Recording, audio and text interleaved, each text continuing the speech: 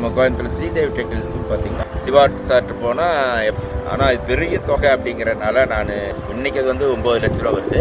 அந்த அமௌண்ட் பெருசு இல்லை, அந்த தொகையோ அந்த அந்த மனிதத்தை மட்டும் நான் அன்னைக்கு பார்த்தப்போ யாருக்கும் தீங்கன்றி வாழ்பவன் மனிதன், ஊருக்கே வாழ்ந்து உயர்ந்தவன் புனிதன். நம்ம கோயம்புத்தூர் ஸ்ரீதேவி டெக்னிக் அவர் மருத்துவத்துக்கு எல்லாத்த விட அங்கே போனால் கிடைக்குங்கிற அந்த ஒரு மைண்ட் செட் நம்ம எங்கள் கோயம்புத்தூர் மக்கள்கிட்ட இருக்குது.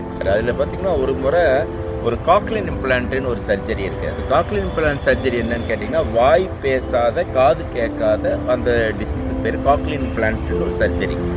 அது வந்து அந்த மிஷின் ஃபிட் பண்ணுவாங்க. ஒரே வீட்டில் 2 குழந்தைகளுக்கு அந்த சர்ஜரி பண்ணணும்.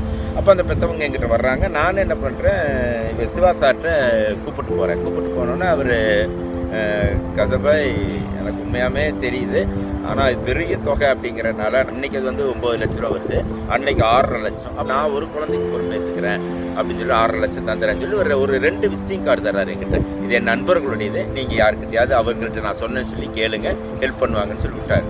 அப்புறம் எனக்கு அன்றைக்கி நைட் ஒரு 10 மணி இருக்கும், எனக்கு ஒரு வந்து எனக்கு கால் வருது, கசபாய் நீங்கள் நாளைக்கு அந்த பெற்றோர்களை கூப்பிட்டு கடைக்கு வாங்க அப்படின்னாரு.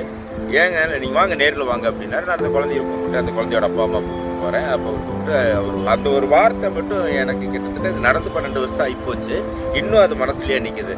இல்லை நம்ம இன்னொரு குழந்தைக்கும் அந்த 6.5 லட்சத்தை நம்மளே கொடுத்துடலாம். ஏன்னா ராத்திரியெல்லாம் எனக்கு இதே சிந்தனை, அது என்ன ஒரு கண்ணில் வெண்ணெய் ஒரு கண்ணில் சுண்ணாம்பு, ரெண்டுமே ஒரே குழந்தை தானே, பாவம் கிடைக்கலான்னா என் நண்பர்கள் தருவாங்க, பட் இந்த தொகை இவ்வளோ பெரிய தொகை தருவாங்களே நமக்குள்ள ஒரு இது இருக்குது, நம்ம கொடுத்துடலாம் சொன்னது. அது வந்து ஒரு நெகிழ்ச்சியாக இருந்துச்சு. உண்மையாகவே அந்த மனிதம் வந்து அந்த இடத்துல நான் பார்த்தேன். உண்மையான அது ஒரு மனிதாபிமானம்.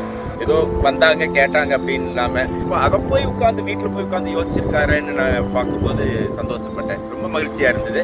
அந்த அமௌண்ட் பெருசு இல்லை, அந்த தொகையோ அந்த அந்த மனிதத்தை மட்டும் நான் அன்னைக்கு பார்த்தப்போ எனக்கு ரொம்ப பிடிச்சது சிவா சார்ட்ட.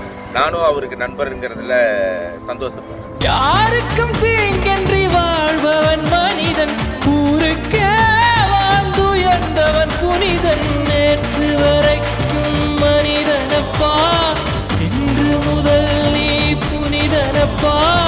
சிவா அண்ணன் வாழும் ஊரிலும் அவர் வாழும் காலத்திலும் அவரின் அன்பையும் நட்பையும் பெற்று வாழ்வதென்பது இந்த பிறவியின் பயனாகத்தான் எமக்கு தோன்றுகிறது. ஆம், ஊருக்காகவே வாழ்ந்து உயர்ந்த புனிதர் இவர்தான். ஒரே வார்த்தையில் சொல்வதென்றால் சிவா அண்ணா the real hero of Coimbatore.